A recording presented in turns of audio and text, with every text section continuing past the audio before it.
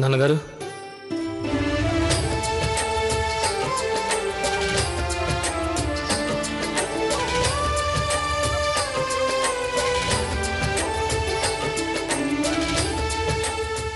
మీ అందరికీ ఒక శుభవార్త. సుకన్య పెళ్లి నిశ్చయమైపోయింది. నేను నేరుగా అక్కడి నుంచే వస్తున్నాను. షహన్షా గారు చెప్పారు మీరు ఈ శుభవార్త చెప్పడానికే వస్తున్నారని. మేమందరం నిర్బంధంలో ఉన్నామని నాన్నగారికి తెలిసే ఉంటుందా? వారి ఆనందం చూస్తే ఇంకా తెలిసినట్లేదు. షహన్షా ఎంతో తెలివైన వారు. నేను చెప్పడానికి ముందే అదేమిటో వారు గ్రహించారు. మిమ్మల్ని నేను కలవాలనుకున్నట్లు గుర్తించి వెంటనే నన్ను ఇక్కడికి పంపించారు. ఒకవేళ నాన్నగారిని కూడా నిర్బంధించాలని ఆ షహన్షా కుట్ర పన్నాడా? జోధా ఎక్కడుంది? నేను తన్ను కూడా కలవాలి.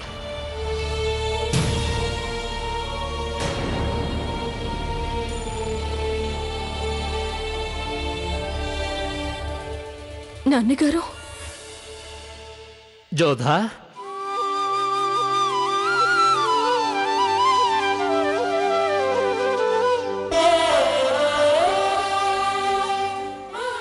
ఆయుష్మాన్ భవ. మీరు వచ్చినట్టు ఇప్పుడే తెలిసింది. అందుకే నేను మిమ్మల్ని చూడ్డానికి అనుమతి అడిగి తీసుకుని వచ్చాను. అనుమతి అడిగా? ఏం జరిగింది? ప్రతి దానికి అనుమతి. ఇంత కట్టుదిట్టమైన భద్రత, పైగా రాజభవనంలో మిమ్మల్ని ఏకాంతవాసంలో ఎందుకు ఉంచినట్టు? చెప్పండి, ఏం జరిగిందో చెప్పండి నాకు.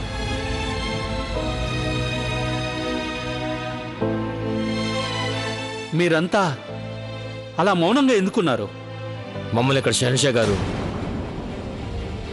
బంధించి ఉంచారు. ఏం నేరం చేశారని? అసలు ఏం జరిగింది? జోధా, నువ్వు ఇక్కడి రానివి కదా.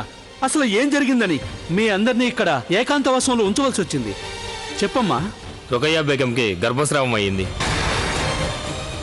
కారణం గన్నేరు రసం.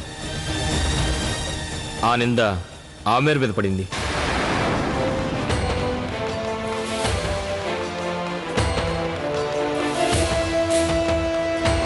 మేము కోరుకుంటుంది ఏంటంటే మీరే స్వయంగా రుకయ్య బేగంకి కుంకుమ పువ్వుని పాలలో కలిపి తాగించాలి అని.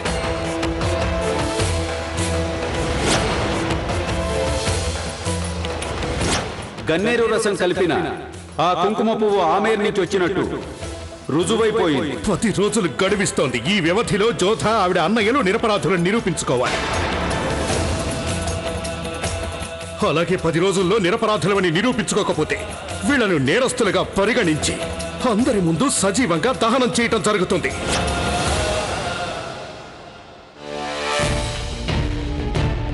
ఈ సమాచారం విన్న తర్వాత భారమల్లి మహారాజు గారు ఎంతగా తల్లడిల్లిపోయి ఉంటారో. మేమే స్వయంగా అక్కడికి వచ్చి చూసుంటే బాగుండేది. వారి ముఖం ఎలా వెలవెలబోయిందో చూసి ఉండాలి. కానీ ఈ సమాచారం నాకు షహన్షా స్వయంగా ఎందుకు చెప్పలేదు? నేను వారిని కలిసే కదా వస్తున్నాను. ఇప్పుడు నాకు అర్థమైంది. నేను తీసుకొచ్చిన కానుకల్ని ఎందుకు అంతగా పరీక్షించారో తెలిసింది. నేను తీసుకొచ్చిన మిఠాయిని ముందుగా నన్ను రుచి చూడమన్నారు. అంటే షహన్షా అనుమానించుంటారు నేను వారికి విషం కలిపుంటానని. అమ్మా దుర్గామాత. నాన్నగారు, మీరెక్కడికి వెళ్తున్నారు? నేను సత్వరమే షహన్షాని కలుసుకోవాలి జోధా. మీ పట్ల వ్యవహరించిన తీరు అదేం నాకు నచ్చలేదు. నేను వారి అనుమానాన్ని వీలైనంత త్వరగా తొలగించాలి.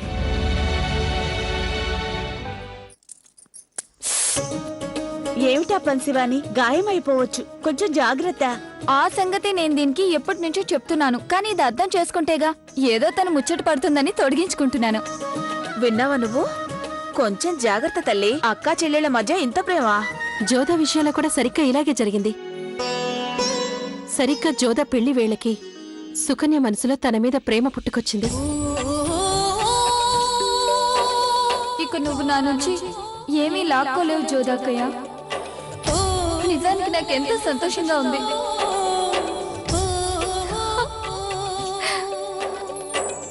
పసుపు కుంకుమల తంతుకి వ్యవధుంది. కానీ ఇదంతా చూస్తే ఇప్పటినుంచే ఆనందం రాజభవనంలో తాండవం చేస్తున్నట్టుంది. ఆడపిల్ల పెళ్లికి ఎంత వ్యవధి ఉన్నా అది సరిపోదనిపిస్తుంది. ఇంకా ఎన్నో ఏర్పాట్లు చేయవలసి ఉంది. సుకన్య, నీ వివాహం కూడా మేము జోధా పెళ్లిలాగే ఎంతో బ్రహ్మాండంగా జరిపిస్తాం. అది ఎలాగూ తప్పదు కదా నాన్నమ్మ. లేదంటే సుకన్యక్కయ్య మళ్ళీ గోల చేస్తుంది. నీకు జోదా అంటేనే ఎక్కువ ఇష్టం అంటుంది. ప్రణామాలు మహారాణి గారు. ఆగ్రా నుంచి వార్తాహరుడొచ్చాడు. మన జోదాకి నిండు నూరేళ్ల ఆయుష్ అన్నమాట. తలుచుకున్నామో లేదో తన నుంచి వర్తమానం వచ్చింది. శుభవార్త తెలిసుంటుంది తనకి. అభినందనలు పంపించుంటుంది. రమ్మనండి.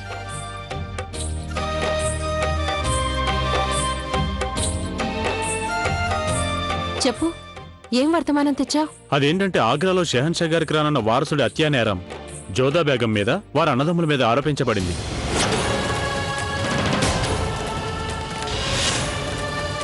అందువల్ల వాళ్ళని నిర్బంధించడం జరిగింది.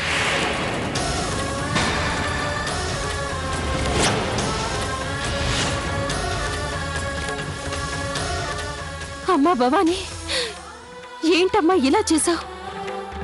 ఓ కూతురికి పెళ్లి జరగబోతుంటే మరో కూతురి కాపురం కూల్చేస్తున్నావా? మా అమ్మాయి జోదా అలా చేయడం అటుంచి కనీసం అలాంటి ఆలోచన కూడా తనకి రాదు. సెహన్షా ఇలా జరుగుంటుందని అసలు ఎలా నమ్మారు? ఇలా జరిగిందేంటత్తయ్యా? మైనావతి, రాజవంశాలన్నాక కుతంత్రాలు, నేరారోపణలు చాలా సహజమైనవి. దాని గురించి నువ్వేం కలవరపడకు. భవానీదేవి కరుణిస్తే ఏదో ఒక పరిష్కారం చూపిస్తుంది. ఇలా ఇలా నా విషయంలోనే ఎందుకు జరుగుతుందత్తయ్యా? నేను ఆగ్రా నుంచి వచ్చి ఎన్నాళ్ళో కాలేదు. ఎంతగానో ఆశపడ్డాను. అన్ని చక్కబడతాయని అనుకున్నాను. పైగా సోదమ్మ కూడా అంతా చక్కబడుతుందని చెప్పింది. తీరా చూస్తే ఇదేంటత్తయ్యా? ఇక నాకు ఏంటి దారి? ఒక కూతురు కష్టాల్లో ఉందని తెలిసాక ఇంకో కూతురికి శుభాశిస్సులు ఎలా ఇవ్వడం అత్తయ్యా? అమ్మా, నేను చిన్నప్పటి నుంచి జోదా అక్కయ్యని నిందిస్తూ వచ్చాను. నా వస్తువులన్నిటినీ లాక్కుంటుందని నిందించాను. నా దుస్తులు, నా గాజులు అన్నిటినీ. కానీ అమ్మా, ఇప్పుడు నా ఆనందాన్ని తను లాగేసుకుందని మాత్రం అనలేను. ఎందుకంటే తను ఇప్పుడు ఎంత బాధలో ఉందో నేను అర్థం చేసుకోగలను. అమ్మా, ప్రస్తుతం శుభాశిస్సుల గురించి కాదు, జోదా అక్కయ్య బాధ తెలుసుకోవాల్సిన సమయం ఇది. మైనావతి, నువ్వొక మహారాణివి. ఇలాంటి పరిస్థితి వచ్చినప్పుడు నువ్వెంతో ధైర్యం వహించాలి. నా మాటలు నమ్ము మైనావతి. బంగారం కూడా నిప్పులో కాలి మరింత మెరుస్తుంది కదా, అలాగే జోధా జీవితం కూడా ఈ నిందల అగ్నిలో కాలిపోయాక మరింత ఉజ్వలం కాగలదు. మా పిల్లల్ని నిర్బంధంలో ఉంచినట్టు మీరు మాకు ఎందుకు చెప్పలేదు షహన్షా? మిమ్మల్ని నిరాశపరచడం మాకు ఇష్టం లేదు. అంతేకాకుండా అదెంత నీచమైన కుట్రంటే అది మా నోటి వెంట చెప్తే మా నోరే మైలపడిపోతుందని భయపడ్డాం. అంతకంటే స్వయంగా మీరే మీ పిల్లల ద్వారానే వాళ్ళు చేసిన నీచ కార్యం గురించి వింటే అప్పుడు మీకే అర్థమవుతుంది వాళ్ళు ఎంత క్రూరంగా మా సంతానాన్ని హతమార్చారో ఏమిటో. షహన్షా, జరిగిన దుర్ఘటనకి నేను విచారిస్తున్నాను. తమరి విషయంలో జరిగిన ఆ సంఘటన ఘోరమని ఒప్పుకుంటాను. కానీ సరైన దర్యాప్తు జరిపించకుండా మా సంతానం మీద ఈ విధమైన ఆరోపణ మోపడం ఎంతవరకు సమంజసం? మీరు వేరొక దేశపు రాజు, అలాగే వయసులో పెద్దవారు గనక ఇంతసేపు గౌరవం ఇచ్చాం. కానీ మమ్మల్ని ప్రశ్నించే దుస్సాహసం ఏ ఒక్కడికి ఉండదు. నేను తమరికి మామగారిని అవుతాను. కానీ ప్రస్తుతం మీరు కేవలం ఒక నిందితురాలి తండ్రి గారు. ఎలాంటి తండ్రి అంటే వారి సంతానం మాకు పుట్టబోయే బిడ్డని హత్య చేసిన వారి తండ్రి. తమరు సరిగ్గానే చెప్పారు రాజుగారు. సరైన సాక్ష్యాలు లేకుండా శిక్ష విధించకూడదు. అందుకనే మేము మీ పిల్లల్ని ఇంకా నిర్బంధంలో ఉంచాం. లేదంటే ఈ పాటికే మేము వాళ్ళందరినీ హతమార్చుండేవాళ్ళం.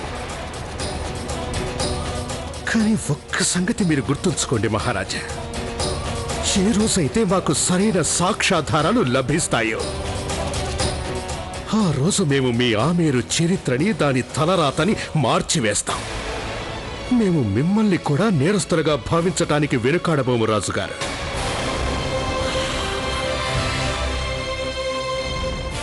వీరి అతిథి సత్కారానికి తగిన ఏర్పాట్లు చేయండి పెద్దమ్మగారు. వీరు మాతో అన్నట్టుగానే వీరు మాకు మామగారు. వీరి ఆతిథ్యంలో ఎటువంటి లోటు రాకూడదు. సాటిలేని వంట వాళ్ళతో రుచికరమైన వంటకాలు చేయించి వీరికి వడ్డించమని చెప్పండి. ఇవాళ నేను ఒక్క అన్నం మెతుకు కూడా తినబోయేది లేదు. తమరు నన్ను నేరస్తుల తండ్రి అనుకున్నా గాని నేను మాత్రం తమర్ని మా అల్లుడిగానే భావిస్తాను. తమ కుటుంబంలో ఏదో విషాదం జరిగింది. అందువల్ల నేను ఈరోజు ఉపవాసం ఉండదలిచాను.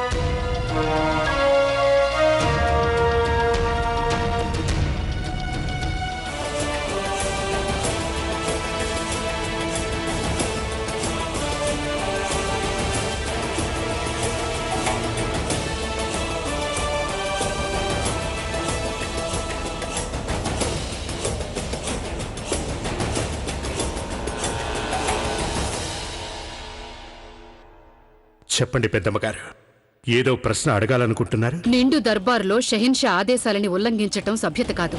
అందువల్ల నేనక్కడ తమరితో ఏమీ అనలేదు. కానీ ఇక్కడ నా కుమారుణ్ణి ఒంటరిగా కొన్ని ప్రశ్నలు అడగదలిచాను. ఆమేరు మహారాజు భారమల్లుకి అతిథి సత్కారాలు ఇవ్వటానికి కారణమేమిటి జలాల్? మీరు ఆమేరు యువరాజుని నిర్బంధంలో ఉంచినప్పుడు ఇక ఆమేరు రాజుని ఎందుకు బంధించకూడదు? ఒకవేళ గన్నేరు రసం ఆమేరు నుంచి వచ్చి ఉంటే జరిగిన దానికి భారమల్లు మహారాజు కూడా బాధ్యుతవుతాడుగా.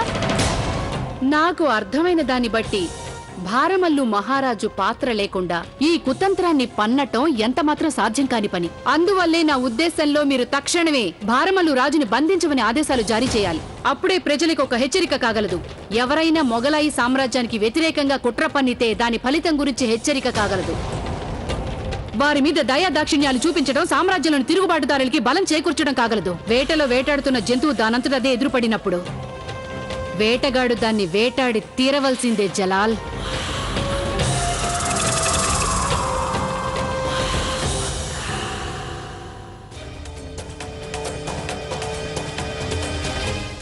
నాన్నగారు, తమరిని బంధించినందుకు మాకు ఎలాంటి విచారం లేదు. అలాగే తమరు కూడా విచారించనక్కర్లేదు. తమరి పిల్లలు నేరం చేశారు. తమరు ఆమేరుకి మహారాజు. హోదా పెద్దదైనప్పుడు శిక్ష కూడా పెద్దదే అవుతుంది. ఈ వ్యవహారం తేలేంత వరకు తమరి పిల్లలు నిర్బంధంలోనే ఉంటారు. అలాగే మీరు కూడా బందీగానే ఉండాలి. వీల్లేదు, ఇది అన్యాయం. నోర్మోయ్, హంతకురాలా! వీల్లేదు, వీల్లేదు, వీల్లేదు, వీల్లేదు.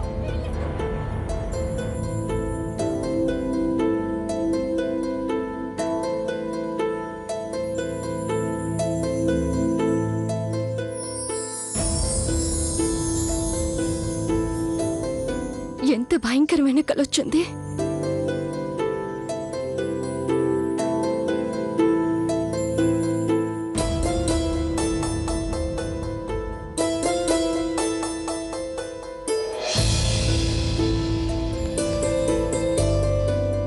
ఇదిగోండి, నేను ఇక్కడి నుంచి బయటికి వెళ్ళకూడదు కదా. అందుకని తమరే నాకు ఒక సహాయం చేసి పెట్టాలి. నాకు చెప్పండి, మా తండ్రి గారైనా భారమల్లు మహారాజు ఎక్కడున్నారు? వారి గురించి ఏమైనా తెలుసా మీకు? దయచేసి క్షమించండి బేగం సాహెబా, తమరు నిర్బంధంలో ఉన్నారు. బాద్షా గారి ఆదేశం ప్రకారం నేను మీకు ఎలాంటి సమాచారం ఇవ్వకూడదు. పోనీలేండి, కనీసం ఇదైనా చెప్పొచ్చు కదా మీరు. వారు క్షేమంగా ఉన్నారో లేదో. మన్నించాలి బేగం సాహెబా, నేను నిస్సహాయ స్థితిలో ఉన్నాను. అందువల్ల మీకు ఎలాంటి సమాచారం చెప్పలేను.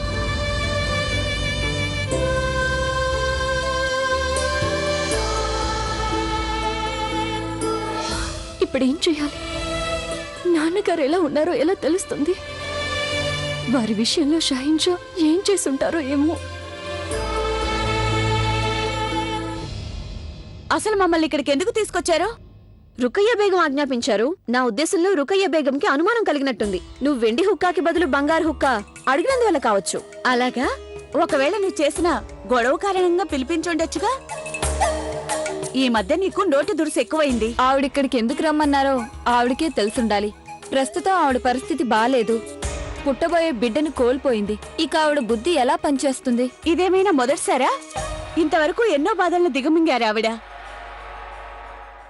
ఆదాబ్ మహామంత్రి గారు. తమరికి వివరం తెలిసే ఉంటుంది. ఆ రుకయ్య బేగం మమ్మల్ని అందరిని ఇక్కడికి రమ్మని ఎందుకు ఆదేశించారో. వీళ్ల కారణంగా నాకు కూడా ఆదేశాలు పంపించింది. ఎంతైనా మహారాణి గారు కదా.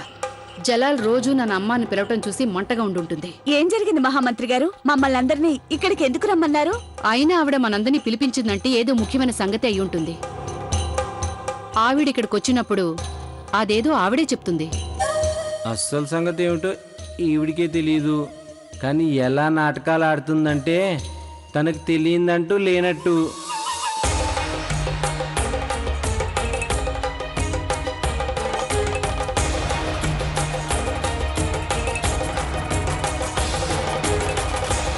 సలాం అలైకుం మహారాణి గారు.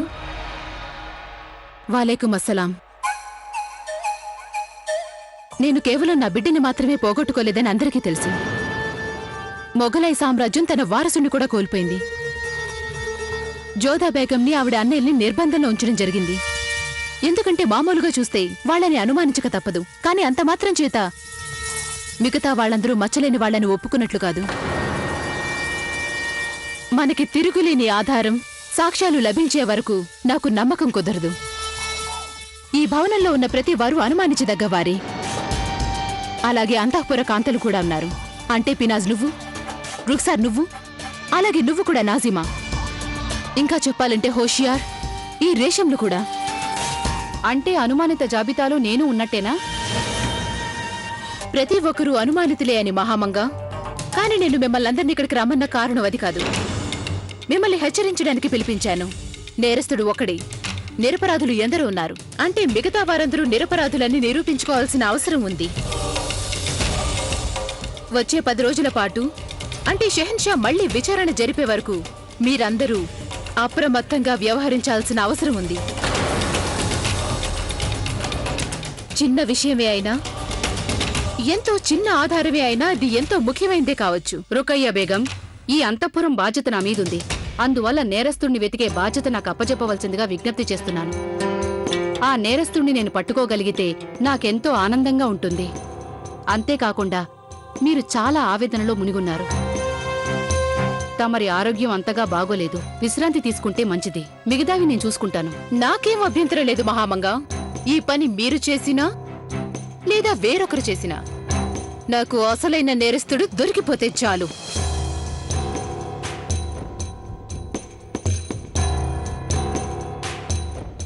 నేను నేరస్తుణ్ణి పట్టుకోవడంలో ఎలాంటి లోటు ఉండబోదు. ప్రతి వారి నివాసాన్ని, సామాన్లని తనిఖీ చేయడం జరుగుతుంది. అందువల్ల మీలో ఎవరు ఈ పనికి అడ్డు రాకూడదని నేను మిమ్మల్ని వేడుకుంటున్నాను. జోధా బేగం నిరపరాధి అని రుజువైనట్లయితే అసలు హంతకుడు ఎవరో తెలుసుకోవటం అత్యంత ముఖ్యం కాగలదు. మీలో ఎవరికైనా ఎవరి మీదైనా చిన్న అనుమానం వచ్చినా ఆ సంగతి నాకు తెలియజేయండి. ఖుదాఫిజ్.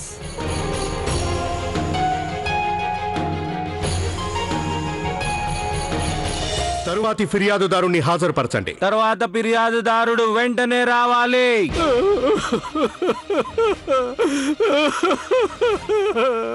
షహన్షా గారికి జయము జయము. ఎవరు మీరంతా? ఎందుకు ఏడుస్తున్నారు? షహన్షా, నా పేరు దాతయ్య. నాకు చాలా అన్యాయం జరిగింది షహన్షా. నీకు న్యాయం తప్పక జరుగుతుంది. నీ ఫిర్యాదేమిటో చెప్పు. నా కొడుకుని హత్య చేశారు ప్రభు. వాడు నాకున్న ఒక్కగానొక్క కొడుకు షహన్షా. రుకయ్య బేగంకి గర్భస్రావం అయిపోయింది జలాల్. మేము నీ బాధని అర్థం చేసుకోగలం. ఎందుకు, ఎవరు నీ కుమారుని హత్య చేశారో మాకు వివరంగా చెప్పు. నీ ఫిర్యాదులో నిజం ఉంటే నీకు తప్పకుండా న్యాయం జరుగుతుంది. గౌరవనీయులైన బాద్షా గారు, నేను పరాయి గ్రామంలో నివసిస్తున్నాను. నేను నా కొడుకు ఆ ఊళ్ళోనే వ్యవసాయం చేసుకునేవాళ్ళం. ఆ ప్రాంతంలో ఉన్న బందిపోట్లు మా ఊర్లో ఉన్న ప్రజలని హింసిస్తున్నారు ప్రభు. నిన్న వాళ్ళు మా గ్రామం మీద దాడి చేశారు. నా ఆస్తంతా దోచుకున్నారు. నా వృద్ధాప్యంలో నాకు చేయూత లేకుండా చేశారు ప్రభు. నా కొడుకుని చంపేశారు. కొద్దిసేపటి క్రితమే నేను నా కొడుక్కి అంత్యక్రియలు చేశాను జహాపనా. తన సంతానాన్ని కోల్పోవడం కంటే ఏ తండ్రిని వేరొకటి అంతగా బాధించదు. నీకు తప్పకుండా న్యాయం జరుగుతుంది. అక్కడి పాలకుడు ఎవరు? సుజాన్పూర్ మహారాజు భవానీ సింగ్, అతని కుమారుడు రతన్ సింగ్. వాళ్ళు మమ్మల్ని కాపాడడం అనే సంగతి అటుంచి ఆ బందిపోట్లకే ఆశ్రయం కల్పించారు ప్రభు.